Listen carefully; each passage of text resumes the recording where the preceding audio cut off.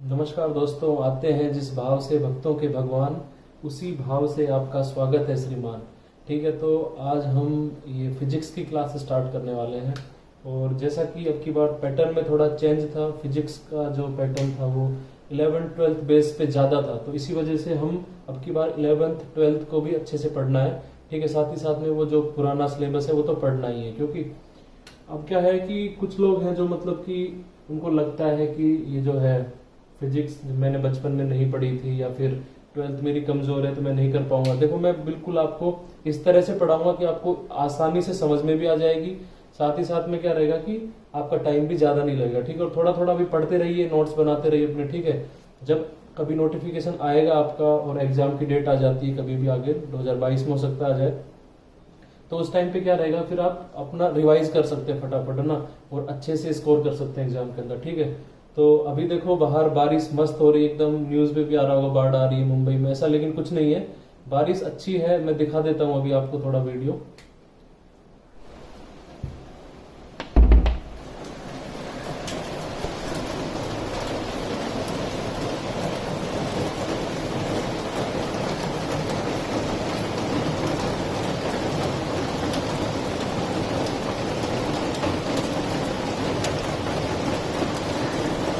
ठीक है, तो अभी हम देखते हैं 11th की जो फिजिक्स है, सबसे पहले वो पढ़ेंगे। ठीक है, 11th की फिजिक्स पढ़ेंगे, 11th क्लास एनसीईआरटी। बेसिकली मैं आपको उसका लिंक भी दे दूंगा, आप डाउनलोड कर सकते हैं। उसमें अपन पढ़ेंगे सबसे पहले मैकेनिक्स पढ़ेंगे, जिसमें हम अपना चैप्टर नंबर, शायद इसमें 3 है आपकी बुक में, चैप्टर नंबर 3। वो क्या है आपका? Motion in straight line. एक स्ट्रेट लाइन के अंदर मोशन कैसे होगा, चैप्टर का नाम ये है आपका। ठीक है, आप देख सकते हैं बुक के अंदर भी, एनसीईआरटी का लिंक जो आपको दूंगा डाउनलोड करके आप देख सकते हैं। उसके बाद इसमें आपको क्या क्या पढ़ना है उसके बारे में बता देते हैं आपको। इसमें हम सबसे पहले हम पढ़ेंगे कि डिस्टेंस क्या होती है, बहुत ही बेसिक चीज है, सबको पता है, फटाफट निपटा देंगे। सेकंड, इसके अंदर हम देखेंगे कि डिस्प्लेसमेंट क्या होता है। ठीक है, ओके। थर्ड नंबर पे हम देखेंगे कि स्पीड क्या होती है, स्पीड। फोर्थ नंबर पे देखेंगे वेलोसिटी क्या होती है। ठीक है, फिफ्थ नंबर पे हम देखेंगे कि एक्सेलरेशन, एक्सेलरेशन क्या होता है। छठे नंबर पे देंगे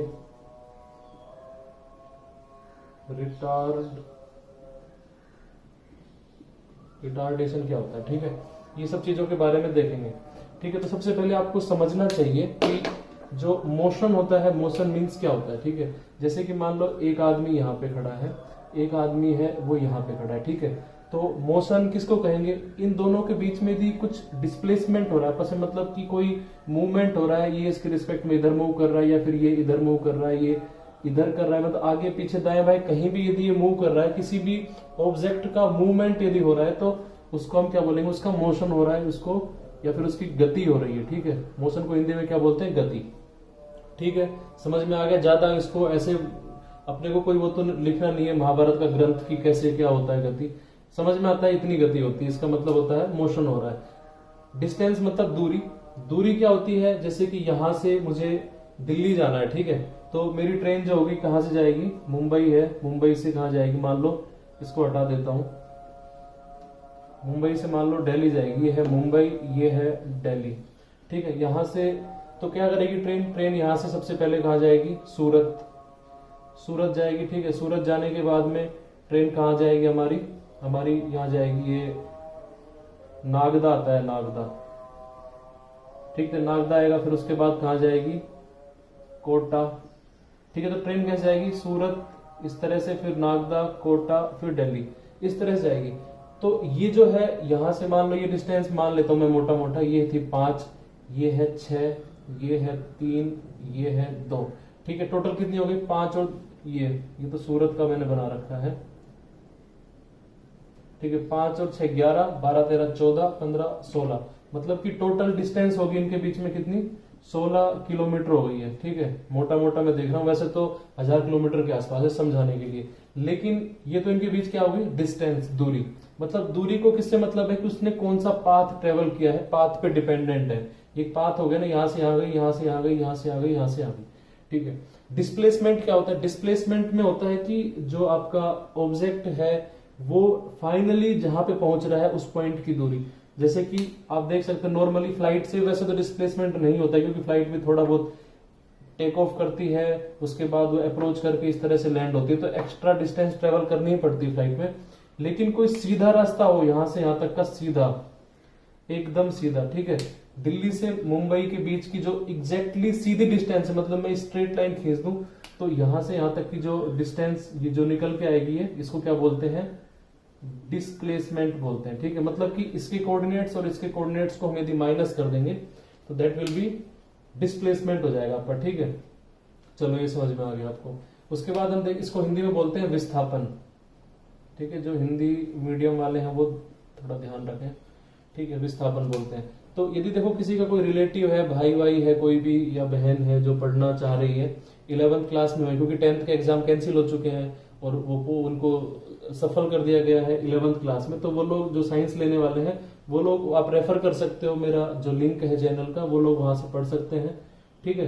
अब इसमें देखते हैं अगला, स्पीड। स्पीड क्या होती है? हमारी चाल बोलते हैं हिंदी के अंदर। कुछ नहीं होता है, जैसे कि हम रोडवेज बस में बैठ के जा रहे हैं तो वो किसी ना किसी चाल से चल रहे हो, किसी स्पीड से चल रहे हो, उसकी चाल हो गई, ठीक है। चाल के अंदर देखो क्या होता है कि इसके अंदर जो हम डायरेक्शन होता है ना उसको कैलकुलेट नहीं करते हैं, उसको मतलब कि कंसिडर नहीं करते हैं। जैसे कि आपकी एक बस जा रही है, ठीक है, ये आपकी बस है, ठीक है। अब इसकी जो स्पीड है वो मान के चलो कि अभी कहाँ है, इस डायरेक्शन में कितनी जा रही है, वो 50 किलोमीटर पर आवर की स्पीड से, ठीक है। उसके बाद में उसने क्या किया, उसने फिर इधर की तरफ चलने लग गई वो, ठीक है, 50 किलोमीटर पर आवर, ठीक है। तो बस की स्पीड एक्चुअली सेम है, 50 किलोमीटर पर आवर। वो टर्न मारने के बाद भी कितनी रहेगी? 50 किलोमीटर पर आवर। स्पीड में कोई चेंज नहीं आएगा। लेकिन वेलोसिटी क्या होती है? वेलोसिटी जो होती है उसको हम वेग बोलते हैं। वेलोसिटी डिपेंड करती है आपकी, किस पे डिपेंड करती है? कि उसकी डायरेक्शन पे। मतलब ये क्या होता है, ये डायरेक्शन पे डिपेंड करती है, ठीक है। वेलोसिटी डायरेक्शन पे डिपेंड करती है। क्यों करती है? क्योंकि वेलोसिटी क्या है? वेक्टर क्वांटिटी है। मैं यहाँ v से लिख रहा हूं, v से मतलब कि ये वेक्टर क्वांटिटी है, इस तरह से, ठीक है। स्पीड जो है वेक्टर क्वांटिटी नहीं है। डिस्प्लेसमेंट क्या है? वेक्टर क्वांटिटी है आपकी। डिस्प्लेसमेंट को मैं किससे डिनोट कर देता हूं? मान लो अभी तो डी से डिनोट कर देते हैं। डिस्प्लेसमेंट वेक्टर क्वांटिटी हो जाएगा। डिस्टेंस वेक्टर क्वांटिटी नहीं है, क्योंकि कहीं से भी घूम के जा रहा है ना। लेकिन डिस्प्लेसमेंट को एग्जैक्टली पता है, दिल्ली यहां से इस लाइन पे जाएंगे तो इधर मिलेगी, ठीक है। तो वो एक वेक्टर क्वांटिटी हो गई है। आपका जो एक्सेलरेशन होता है, एक्सेलरेशन को देखिए कैसे समझते हैं। जैसे कि हम अपनी बाइक को फुल स्पीड पे लेके जा रहे हैं, ठीक है, तो एक सामने एकदम कोई बच्चा आ गया सामने, ठीक है, मान लो 50 की स्पीड पे चल रही है, एकदम से कोई बच्चा क्रॉस कर रहा था रोड, सामने आ गया, तो हमने अपनी बाइक को पूरा ब्रेक लगाया। लेकिन कुछ देर के बाद आपकी बाइक, मान लो अपने ब्रेक जो थे अप्लाई यहाँ पे करे हैं, बच्चा यहाँ पे था जो क्रॉस कर रहा है सड़क को, तो आपकी बाइक कहीं यहाँ जाके रुक जाएगी, ठीक है। तो उसने कुछ टाइम लिया है रुकने के लिए, ठीक है, तो उसकी स्पीड 0 होने में कुछ टाइम लगा है। तो एक्चुअली किसकी वजह से लगा है वो? क्योंकि उस टाइम पे ये एक्सेलरेट कर रही थी नेगेटिव में, जिसको हम रिटार्डेशन भी बोल सकते हैं, या फिर आप एक्सेलरेशन याद रखो तो नेगेटिव हो जाएगा। या फिर मान के चलो कि जैसे ये बाइक चल रही है, आपकी बाइक को आपको 0 की स्पीड से लेकर के 80 की स्पीड पे लेके जाना है, ठीक है, तो वो डिपेंड करेगा उसका एक्सेलरेशन कितना है। मतलब जैसे आपने देखा होगा ना, आपने यदि हवाई जहाज से यात्रा करी होगी, तो जैसे ही रनवे पे होता है उसके बाद टेक ऑफ क्लियरेंस इशू होने के बाद में डायरेक्ट एकदम मतलब कि ऐसे उसको उड़ा के ले जाता है, ठीक है, क्योंकि एक्सेलरेशन बहुत ही ज्यादा होता है किसी भी एयरक्राफ्ट का जब वो टेक ऑफ करता है। इसी तरह से हम जब बाइक स्टार्ट करते हैं, फर्स्ट गियर में रहती है बाइक, उसके बाद सेकंड गियर में फिर झटका देती है, फिर आगे बढ़ती है, क्योंकि वो झटका इसीलिए आता है क्योंकि वो एक्सेलरेशन चेंज हो रहा है एकदम से ना, इस वजह से हमें झटका महसूस होता है। तो एक्सेलरेशन जो बेसिकली होता है आपकी वेक्टर क्वांटिटी होती है, ठीक है। एक्सेलरेशन जो होता है आपकी वेक्टर क्वांटिटी है। रिटार्डेशन भी एक्चुअली एक्सेलरेशन को ही रिटार्डेशन बोलते हैं जब एक्सेलरेशन नेगेटिव में हो। मतलब कि जब हमने ब्रेक लगाया, गाड़ी रुकने वाली है, मतलब कि आप उसको नेगेटिव कर रहे हो, आपकी वेलोसिटी को बढ़ाने के बजाय घटाने की कोशिश कर रहे हो, दैट इज रिटार्डेशन, उसको हम बोलते हैं, ठीक है। तो ये एक्सेलरेशन का ही छोटा भाई है इसको, लेकिन जब ये नेगेटिव काम करता है तब इसको बोलते हैं रिटार्डेशन। अदरवाइज एक्सेलरेशन जो होता है वो आपका सिंपल स्पीड को बूस्ट करने के काम आता है, ठीक है। अब इन पे कुछ फॉर्मूलाज हैं, पहले उनको देख लेंगे, उसके बाद इनके आपस में रिलेशनशिप को देखेंगे, फिर आपके परीक्षा में किस तरह के सवाल आए थे उस पर हम चर्चा करेंगे, ठीक है। तो हैं कुछ इसके इंपॉर्टेंट फॉर्मूलाज हैं इस टॉपिक के, जो आपको मस्ट भी पता होने चाहिए, अदरवाइज क्या है कि आप लोग झेल नहीं पाओगे ना। तो आपको ये 3 फॉर्मूले हैं, ये तो मतलब कि एकदम बिल्कुल रटे हुए होने चाहिए। कोई भी यदि 11th क्लास में है बच्चा, उसको ये फॉर्मूला पता होना जरूरी है, अदरवाइज वो मैकेनिक्स के बिल्कुल सिंपल सवाल नहीं कर पाएगा, ठीक है। तो देखो S equals to UT plus half AT square, ठीक है। तो ये इनके मीनिंग समझ लीजिए पहले। S क्या होता है आपका डिस्प्लेसमेंट होता है, उसको मैं S से लिख रहा हूँ। V क्या है आपकी वेलोसिटी, कई जगह यूज हो रहा है V। T है आपका टाइम, टाइम किस में रहेगा आपका सेकंड में रहेगा। डिस्प्लेसमेंट आपका मीटर में रहेगा, किलोमीटर मीटर जो भी दिया उस हिसाब से यूनिट तो आप चेंज करना आता ही है। ये रहेगा आपका मीटर पर सेकंड में रहेगा। एक्सेलरेशन की यूनिट क्या होती है, मीटर पर सेकंड स्क्वायर रहती है, ठीक है। और आपका यू जो होता है वो होता है इनिशियल वेलोसिटी, ठीक है। इसकी वैल्यू वो क्या रहेगी, मीटर पर सेकंड रहेगी, ठीक है। ये भी आपको समझ में आ गया। अब देखो फर्स्ट फॉर्मूला है इसमें S मतलब कि आपका जो डिस्प्लेसमेंट है वो S is equal to UT plus half AT square, ठीक है। आपकी जो डिस्प्लेसमेंट निकालेंगे वो इनिशियल आपकी जो स्पीड होगी, करेक्शन, इनिशियल जो आपकी वेलोसिटी होगी वो into time plus half acceleration into time का स्क्वायर। ये फर्स्ट इक्वेशन आपकी होगी जो आपको याद करनी है, रटनी है। V square is to u square plus 2AS, एक आती है V is to u plus AT, ठीक है। तो आपको क्या दिया होगा, जैसे कि टाइम दे देंगे कि कोई एक बाइक है वो इनिशियली 0 की स्पीड से स्टार्ट हुई, रेस्ट से स्टार्ट होके, उसके बाद में वो बताइए कि 10 मिनट के बाद में या फिर 10 सेकंड के बाद में उसकी जो वेलोसिटी होगी वो कितनी हो जाएगी, यदि उसका एक्सेलरेशन दे रखा है 10 मीटर पर सेकंड स्क्वायर, ठीक है। तो आपको पता है एक्सेलरेशन पता है, आपको उसका टाइम पता है, इनिशियली पता है 0 से वो भागने लगी है। इसका मतलब क्या है कि आप यहां से वेलोसिटी निकालोगे।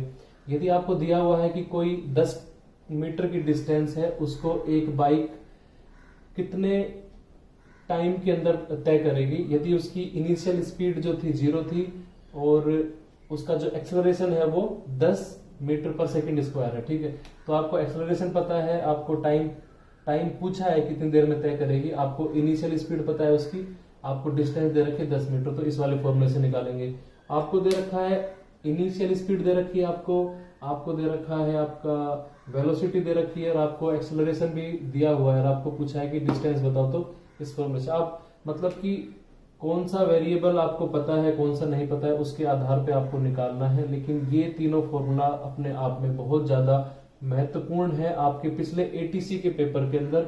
ये जो फॉर्मूला है और ये जो चैप्टर छोटा सा है बिल्कुल हलवा एकदम, इसके अंदर से 2 सवाल आए थे।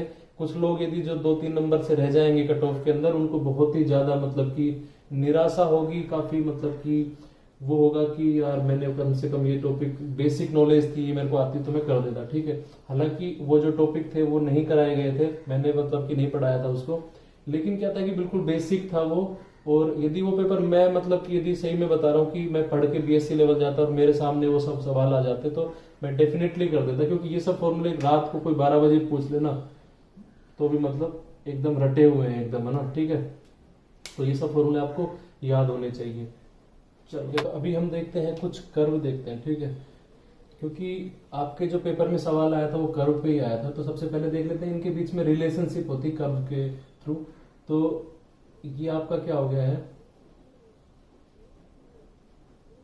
ये मैं प्लॉट ड्रॉ करता हूं किसके बीच में, ये आपका क्या है डिस्प्लेसमेंट, जिसको मैं लिखता हूं S से, ठीक है। ये आपका क्या है टाइम, इसको मैं लिखता हूं T से, ठीक है। ये आपका ओरिजिन है, ठीक है। इधर मान लेते हैं ये पॉजिटिव को रिप्रेजेंट करता है, इधर की तरफ ये पॉजिटिव को रिप्रेजेंट करता है, ठीक है। चलो ना, अब आप खुद बताइए कि यदि आपका कोई ऑब्जेक्ट है वो टाइम के साथ यदि उसका जो वो है डिस्प्लेसमेंट है वो कांस्टेंट है, ठीक है, उसकी जो पोजीशन है एक तरह से ये डिस्प्लेसमेंट या फिर इसको पोजीशन आप एक तरह से बोल सकते हो, इसकी रिलेटिव पोजीशन हो गई ना ये।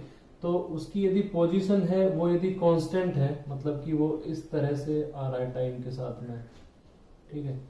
मान लो ये रिप्रेजेंट करता है कि ये आपका x इज इक्वल टू 5 कहीं है, उस पे है ये पॉइंट, है ना, ठीक है। या फिर सॉरी y बता देते हैं ना, y है, y इज इक्वल टू 5 पे है ये पॉइंट।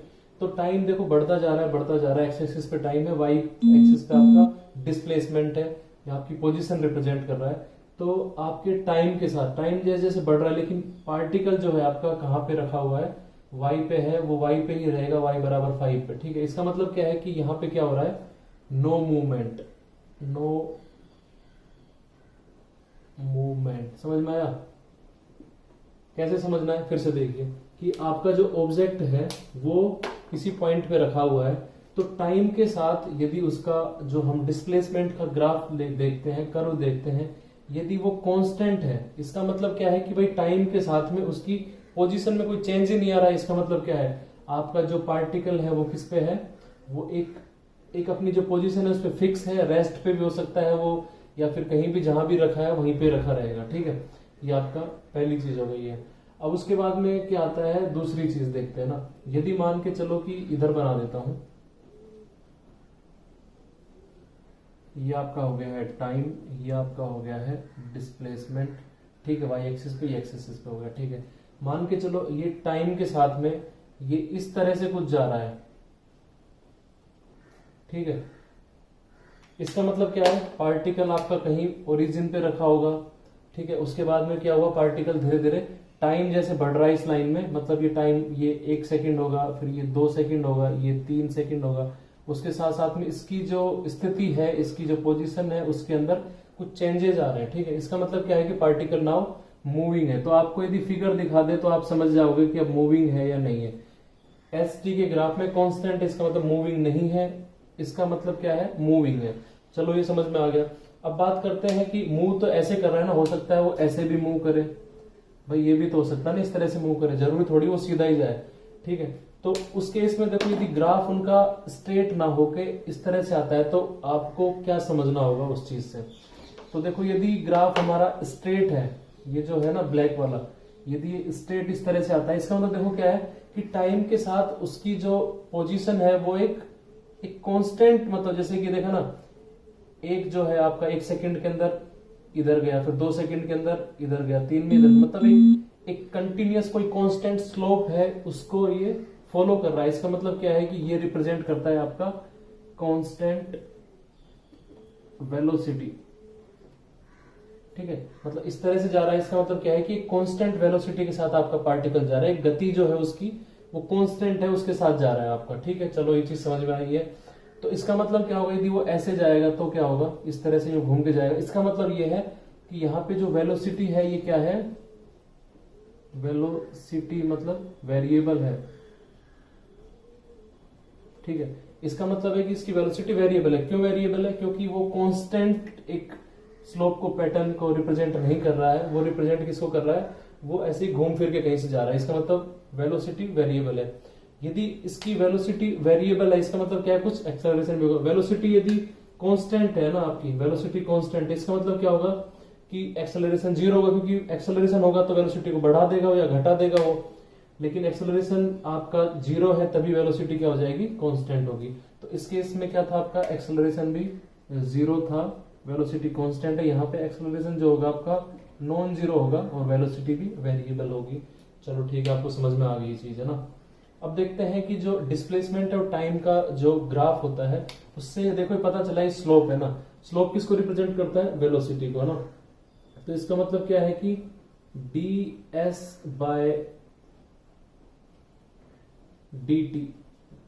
ठीक है, ds बाय मैं dt करता हूं तो ये किसको रिप्रेजेंट करता है, आपकी वेलोसिटी को रिप्रेजेंट करता है। ठीक है, या फिर मतलब इसको ये भी बोल सकते हैं इंस्टेंटेनियस वेलोसिटी।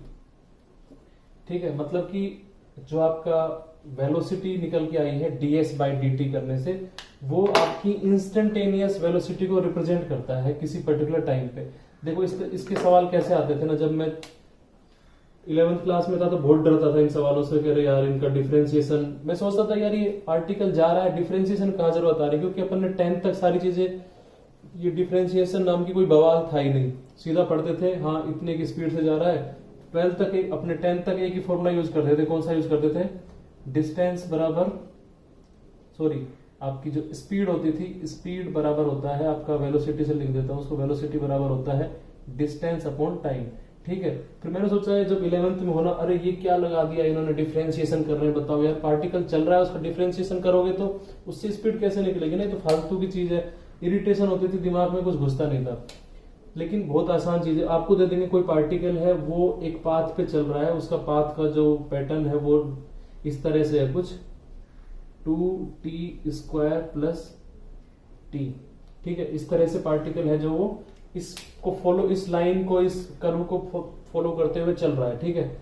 तो वो पूछेगा कि बताओ पार्टिकल की जो वेलोसिटी होगी, velocity at t is equal to 2 second पे बताओ, ठीक है। t is equal to 2 second पे बताना है। तो क्या करना है, सीधा सीधा पहले वेलोसिटी निकालेंगे। वेलोसिटी कैसे निकालेंगे, is equal to ds by dt, time के साथ डिफरेंशिएशन कर देंगे, सभी बच्चों को आता है करना।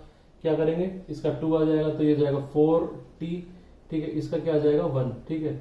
अब यहाँ पे टाइम की वैल्यू क्या पुट कर देंगे, यहाँ पे हम 2 पुट कर देंगे। 2 पुट करने के बाद क्या आ जाएगा 8 + 1 बराबर 9 मीटर पर सेकेंड, ये आपका आ गया, ठीक है। चलो समझ में आ गया, निकाल दिया हमने। अब देखो अभी जो ग्राफ देखा था हमने, टाइम के साथ हमने देखा था डिस्प्लेसमेंट का, ठीक है। तो मैंने बताया था कि यदि इस तरह से है, इसका मतलब क्या है कि आपका जो वेलोसिटी है वो कांस्टेंट है। यदि इस तरह से है, इसका मतलब क्या है, वेलोसिटी कांस्टेंट नहीं है, ठीक है। यदि ग्राफ आपका इस तरह से है, ठीक है, ये आपका टाइम, ये आपका डिस्प्लेसमेंट, इसका मतलब क्या है, देखो कांस्टेंट एक स्ट्रेट लाइन यदि रहेगी, ये जब भी आपका डिस्प्लेसमेंट और टाइम के बीच में जो लाइन रहेगी, कर्व रहेगा, वो स्ट्रेट लाइन है। इसका मतलब क्या है, हमेशा वेलोसिटी क्या रहेगी, कांस्टेंट रहेगी।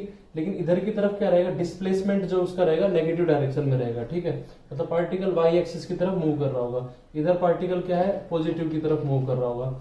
ये समझ में आता है। यदि इस तरह की कोई भी कर्व रहेगा, इस तरह का कुछ भी इस तरह का, इसका मतलब क्या है कि वेरिएबल एक्सेलरेशन है, मैंने आपको भी बताया है, ठीक है। अभी आगे देखते हैं इसमें। अब उसके बाद में देखते हैं कि जो अपना नेक्स्ट कर्व आता है वो आता है हमारा वेलोसिटी और टाइम, ठीक है।